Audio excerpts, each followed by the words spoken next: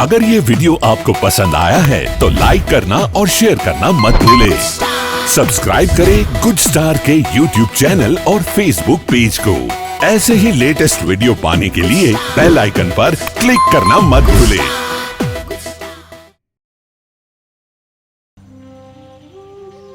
મેં આપને ગઈકાલે આપને કહ્યું હતું કે આપણે સૌ લોકો એવા બન્યા છીએ, યાદ રાખજો કે લોકોને મૂંડી નાખીએ પણ મૂડીને મેળવીને લઈએ છીએ।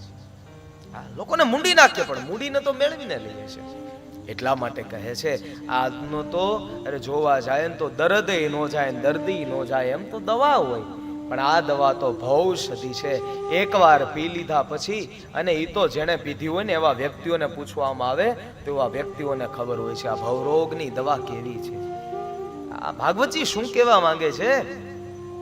અરે ઈ તો કોઈ એવા જે પરમહંસ છે એવા વ્યક્તિને પૂછવામાં આવે તો એને ખબર હોય। નિવૃત્ત તર્ષેરુપગીયમાના ભવોષધા છોત્રમનો વિરામ કૌત્તમ શ્લોક ગુણાનુવાદા ભૂમાન વિરજેત્ર વિના પશુજ્ઞા। સુખદેવજી મહારાજને કોઈ પૂછે તો આ વ્યક્તિઓને ખબર હોય। અરે રાજા પરીક્ષિતને પૂછવામાં આવે તો એમને ખબર હોય કે આ કથા કેવી છે। હવે જેને અનુભવ જ નથી અને ઈ યાદ લઈને બેહી ગયો છે એટલે ક્યાંક ને ક્યાંક મને તમને મુશ્કેલી તો દેહે। અને અનુભવ વિનાની વસ્તુ મારા અને તમારા હાથમાં આવી એટલે કોઈને કઈ કામ ન આવે। હા, ઈ તમારી પાસે ગાડી હારામ હારી હોય પણ ગાડી ચલાવતા જ નથી આવડતું તો કાંઈ કામની ખરી। એટલા માટે કાલે ગઈકાલે ચર્ચા કરી ગયા ને આધિ વ્યાધિ ઉપાધિ। ઉપાધિ કોને કહેવાય તો કે આપણી પાસે વસ્તુ હાજર છે પણ કઈ કામમાં નથી આવતી। વસ્તુ છે કરી પણ કઈ કામમાં નથી આવતી। એટલે અત્યારે બન્યું એવું દર્દે નો જાય ને દર્દી નો જાય, દવા એવી આપે। બાપા ગામડા ગામમાં ક્લિનિક અકાવે, ચલો આમનામ નહીં બે મગજમાં, આમનો મગજમાં નહીં બે બાપા તમને। એટલે બાપા ગામડા ગામમાં ક્લિનિક ચલાવે। છોકરો વિદેશથી ડોક્ટર નું ભણીને આવ્યો એટલે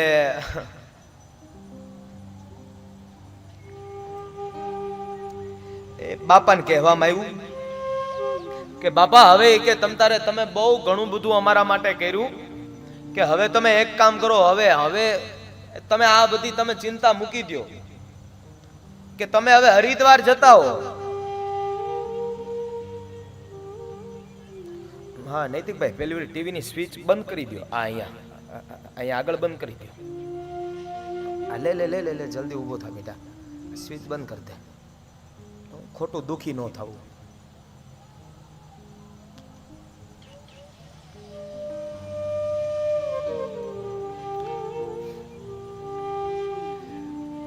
છોકરાએ કીધું કે બાપા હવે તમે હરિદ્વાર જતા રહ્યો। હા તો કાંઈ વાંધો નહીં બેટા, તું મને ટિકિટ કરાવી દે। અને ટિકિટ કરાવી દીધી અને બાપા નીકળ્યા। એટલે જ્યાં 10 દિવસ ત્યાં બાપાની પાસે એક ભાઈ આવતો અને એને ચામડીનો રોગ, અને ઈ બાપા પાસે દવા લેતો। હવે આ તો એનો પૌત્ર દીકરાનોય દીકરો અને એને વિદેશ ભણાવવા મોકલો, જા તું બેટા સારી એવી તું ડિગ્રી લેતો આવ અને ડિગ્રી લઈ અને પછી તું આ ક્લિનિક ને સંભાળ, સારો એવો મોટો ડોક્ટર બની જા। હું છું અહીંયા તને ભણાવવા માટે, હું દિન રાત હું એ બધી મહેનત કરી લઈ બેટા, પણ તું એકવાર તું ડોક્ટર બની જા। હા તો કઈ વાંધો નહીં। એ જ છોકરાએ બાપાને વિદેશ મોકલા અને બાપા જેને ઓલા ચામડીના રોગ વાળા વ્યક્તિને દવા આપતા ઈ ભાઈ ઈ આજે આવ્યો, બાપા છે નહીં। એટલે પેલા ઓલા દર્દીએ પૂછ્યું કે તમારા બાપુજી ક્યાં ગયા? કે બાપુજી નહીં, કે મારા દાદા છે। હા હા તો કે તમારા દાદા ક્યાં ગયા? કે ઈ તો હમણાં હરિદ્વાર ગયા છે। બોલો ને શું હતું ભાઈ તમારે? કે મને ચામડીનો રોગ છે આજથી 10-15 વર્ષથી અને હું તમારા દાદા પાસે હું દવા પણ લઉં છું। ઠીક, તો કે એક કામ કરો ને, તો હવે કે દાદા તો ક્યારે આવે એનું કાંઈ નક્કી નથી, પણ હું તમને દવા આપું તો હું આનું ભણીને આવ્યો છું। હા તો કાંઈ વાંધો નહીં તમ તારે, તો તમે દવા આપી દો, ચાલશે. કઈ વાંધો નહીં. અને દવા લીધી અને ત્યાં પાછા બીજા 5-7 દિવસ એ નીકળ્યા અને ત્યાં તો ઓલો છોકરો એટલો બધો આનંદમાં થયો. શા માટે? તો કે પેલો ઓલો દર્દી આવ્યો એકવાર, ત્યાં બાપાએ આવી ગયા. બાપાને કે બાપા મેં સંભાળી લીધું તમારું. ત્યાં એકવાર આવ્યો તો દર્દી આવ્યો એટલે દાદા અને પોતાનો પૌત્ર બંને બેઠા છે અને ત્યાં આવીને ઓલો દર્દી વખાણ કરવા લાગ્યો કે બાપા આજથી 10-15 વર્ષ થયા હું તમારી દવા લઉં, પણ મને ચામડીનો રોગ ગયો નહીં, પણ આ તમારા છોકરાએ એવી દવા આપી કે મને અઠવાડિયામાં આ જે ચામડીનો રોગ હતો અરે જતો રહ્યો છે બાપા. અરે આ તમારો છોકરો તો બહુ સારો એવો ડોક્ટરનું ભણીને આવ્યો છો. બાપાએ કાંઈ વાંધો નહીં કે એ બધાને મોકલા, ઓલા દર્દીને જવા દીધો અને પછી ધીમેકથી ઓલા છોકરાને કીધું બેટા કે ઈ દર્દની દવા મારી પાસે હતી. આ જોજો સાંભળજો, ઈ દર્દની દવા ઈ તો મારી પાસે હતી, પણ મેં એટલા માટે નહોતી આપી કે બેટા તું વિદેશ ભણતો ને એટલા માટે, એટલે દર્દે નો જાય ને દર્દી નો જાય બેટા. એટલે જ તે ઈ ભાઈના ચામડીના રોગથી તો તું બેટા વિદેશથી ડોક્ટરનું ભણીને આવતો રહ્યો. એટલા માટે આ બધી હાટડીઓ છે અને હાટડીઓમાંથી મારે તમારે મુક્ત થવાનું છે. એટલા માટે આ કથા છે. કથા કોઈ સામાન્ય નથી અને આ તો ભાગ્ય હોય ને એને ભાગવત મળે. કાલે નો જોયું? ભાગ્યોદયેન બહુજન્મ સમાર જીતેન સત્સંગમૌચલભતે પુરુષો યદા વૈ અજ્ઞાન હેતુ કૃતમો હમદાંધકાર નાશમ વિદાય હિ તદો દયતે વિવેક ભાગ્યોદય ને બહુ જન્મ સમર્જિત. આ તો ભાગ્યમાં હોય ને એને ભાગવત મળે. કોઈ સામાન્ય વ્યક્તિ સાંભળી ન થતો. કોઈ ભાગવતની સામાન્ય વ્યક્તિના કોઈની તાકાત નથી કે ભાગવતના મંડપમાં પણ બેહવું જોઈએ. જેવો તેવો વ્યક્તિ નો બેહી શકે. ભક્તિ જ્ઞાન અને વૈરાગ્ય જ્યાં જોવે ત્યાં તો પ્રચલિત થયા જગતમાં અને ત્યારે આ કથા સાંભળીને પ્રચલિત થયા છે. પણ હવે વિવેકની પ્રાપ્તિ થશે. પણ વિવેક ક્યારે આવે તો કે સત્સંગ હોય ને પછી વિવેક પ્રાપ્ત થાય. આમ થોડો વિવેક પ્રાપ્ત થશે. પણ સત્સંગ છે બિનું સત્સંગ વિવેક ન હોય, રામ કૃપા બિનું સુલભ ન સોઈ. એટલે વિવેકની પ્રાપ્તિ કરવા માટે થઈ અને મારે તમારે સત્સંગ કરવો પડશે.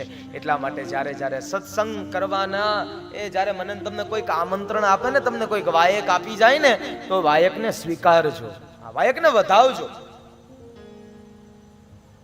કોઈ કદાચ તમને એમ કે ને કે અમારે અહીંયા એ કથા બેઠી છે તમે આવજો એટલે જાજો.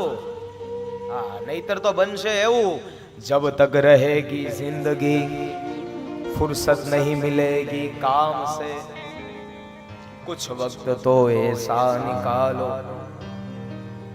प्यार कर लो श्री राम से. कुछ वक्त तो ऐसा निकालो और प्यार कर लो श्री राम से. એટલે જ્યાં સુધી જીવન રહેશે ત્યાં સુધી તો ઘણું બધું ઉપાધિઓ રહેશે અને આ એને ભાઈઓને તો ક્યારેય કઈ પૂરું થઈ જાય પણ એટલે માવડિયુંને તો માંગવાનું પૂરું જ ન થાય. માવડિયું ક્યારે પૂરું ન થાય. એટલે જ્યારે આવા સત્કર્મ કરતા હોય, જ્યાં સત્સંગ થતો ને ત્યાં જાજો સાંભળવા. નહીતર તો આવ્યો એવો પાછો જગથી જવાનો છે. ક્યારે કોઈને એમ ન કહેશો હમણાં સમય નથી. અમારા હરિદ્વાર કથા હોય ને એટલે કોઈ એવા યજમાનના કોલ આવતા હોય એટલે ત્યારે અમે કહીએ કે હાલો ને હમણાં હરિદ્વાર. એ કે દાદા હમણાં કઈ સમય નથી હો, હમણાં ક્યાંય આવું નથી, સમય નથી. પણ એટલું યાદ રાખજો. એટલે આવું કહીને હું ને તમે કેટલા વર્ષો કાઢી નાખ્યા છે. અને એટલા માટે જ્યાં સત્સંગો થતા હોય, જ્યાં ભગવાનનું સત્કર્મ થતું હોય અને ત્યાં જજો. કોઈને એમ ન કહેતા કે હમણાં સમય નથી ને મારે જવું નથી. એટલા માટે જો સત્સંગ કરશો ને અને તો જ વિવેકની પ્રાપ્તિ થશે. આ જો સત્સંગ હશે અને તો જ જીવનમાં વિવેકની પ્રાપ્તિ થશે. હવે આ કથા જે દેવતાઓને જે કથા નથી મળી એ કથા મને તમને મળી તો આપણે બધાય ભાગશાળી કેટલા છીએ? આપણે બધા ભાગશાળી પણ કેટલા કે જોજો આપણે જે ગઈકાલની કથા જેનું મહાત્મ્ય અને એ મહાત્મ્ય મેં તમે જોયું છે કે દેવતાઓ અમૃતનો કળશ લઈને આવે, કુંભ લઈને આવે અને એમની સામે ઋષિ મુનિઓ એમ કહે કે આ તમારો આ અમૃતનો કુંજ છે ને, અરે આ તો એ અમારા માટે કાંઈ કામનો નથી. શા માટે? અરે તો કે અમારી પાસે તો કથામૃત છે. આ કથાનો કેટલો ભરોસો છે કે અમારી પાસે તો કથામૃત છે. અરે આ કાંઈ કામનું નથી. એટલે આપણે કહી દેતા હોય કે હમણાં સમય નથી હો ભાઈ, મારે નથી આવું. પણ આવું ક્યારેય નથી. આ બધું દેખાય છે ને બધું નાશવંત છે. પાછા એવું કહેતા કે દાદા તો અમે હું કામ આવી રીતના તારે આવું પાછા કોઈ પણ જીવ જંતુ આવે અને દાદા નાશવંત છે. ભૌતિકતામાં રહીને કરીએ ને તો ઈ પણ એક આપણું ભાગ્ય અને ઈ પણ એક આપણા માટે અમૂલ્ય તક છે યાર. ભલે ભૌતિકતાની અંદર તમને જેમ ગમે એમ રહ્યો, ભગવાનને ન લાબું દેખાય ક્યારેક અને આમ સત્ય છે ને નાશવંત છે ને તે દેખાય બધું. આ દુનિયાના તમામ વ્યક્તિની સાથે બે ઘટના ઘટવાની છે અને આ દુનિયામાં આવે એટલે બે જ ઘટના ઘટે.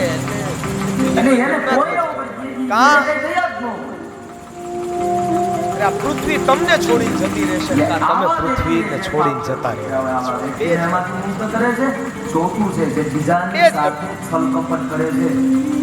આ પૃથ્વી તમને છોડીને જતી રહેશે અને કા તમે પૃથ્વીને છોડી જતી રહેવાના છો. એટલે આ બે જ ઘટનાઓ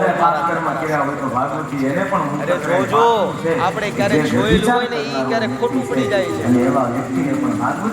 તમે દરિયાના કિનારે તમે ઊભા રહ્યો અને ત્યાં તમે ઊભા ત્યાં વહાણ હોય અને લંગર કરાયેલું હોય અને જ્યાં સિગ્નલ વાગે અને વહાણ ધીમે ધીમે દરિયામાં સફર કરવા જાય, થોડાક સમય પછી કોઈક આવીને પૂછે કે દરિયામાં વહાણ છે કે નહીં, અને એ વ્યક્તિને પૂછવું હોય કે આ દરિયામાં વહાણ છે કે નહીં, એટલે પેલો વ્યક્તિ ના પડશે કે દેખાતું નથી એટલે નથી.